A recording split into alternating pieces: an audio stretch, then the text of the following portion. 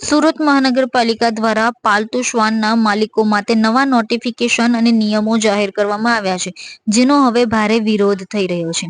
Dogs honour and welfare committee દ્વારા આ બાબતે કલેક્ટરને આવેદનપત્ર આપવામાં આવ્યું હતું. પાલિકા દ્વારા લાગુ કરાયેલા નિયમો મનમાની અને બિનકાયદેસર હોવાના આક્ષેપ કરવામાં આવ્યા છે.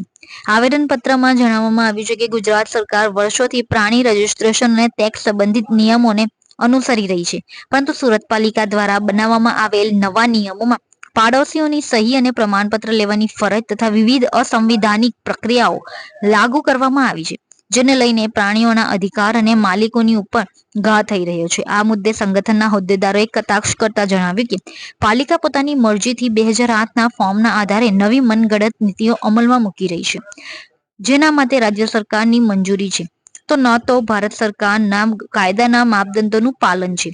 ભારતના બંધારણમાં પણ પ્રાણીઓ પર દયા અને અનુકંપા રાખવાની જોગવાઈઓ કરવામાં આવી છે. જો કે પાલિકા દ્વારા જાહેર કરાયેલા નિયમો કાયદાકીય મંજૂરી વિના લાગુ કરવામાં આવી રહ્યા હોવાના આક્ષેપ કરવામાં આવ્યા છે. આવેદનમાં વધુમાં જણાવવામાં આવ્યું છે કે આ મુદ્દે સત્તાવાર રીતે સરકારનું ધ્યાન દોરવામાં આવ્યું છે અને પાલિકા પર કાયદેસર કાર્યવાહી કરવાની માંગ કરાઈ છે. સંસ્થા દ્વારા કલેક્ટર કચેરી બહાર દેખાવો પણ કરવામાં આવ્યો હતો અને માંગ કરવામાં આવી છે કે પાલિકા તરત જ આ બિનમંજૂર અને વિવાદાસ્પદ નીતિઓ પાછી ખેંચે. મારું નામ અંતિમા પવાર છે.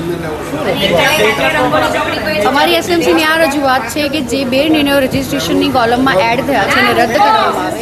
એક તો 10 લોકોની એનઓસી અને પ્રેસિડન્ટ અને સેક્રેટરીની એનઓસી જે કોઈ પણ હાલતમાં આપવાના નથી, બિકોઝ સોસાયટીમાં તમને ખબર જ છે કે એવા બહુ બધા લોકો હોય છે જેમને ડોગ્સ નથી ગમતા.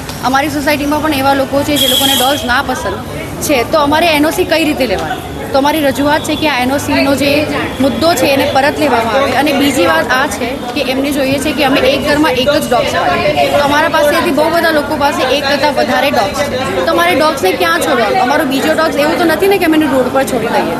અને જ્યારથી આ નિર્ણય આવ્યો છે બહુ બધા લોકોએ પોતાના ડોગ્સને એબન્ડન કરવાનું ચાલુ કરી દીધું છે એસએમસીના ડરના લીધે. તો એસએમસી પાસે એ સુવિધા છે કે જે રોડ પર એબન્ડન થયા છે ડોગ્સને શેલ્ટર કરીને રાખશે? નથી. તો બેટર એ જ છે કે જે લોકો પાસે જે ડોગ્સ છે એમને પાડવા દે અને આ નિર્ણયને રદ કરે.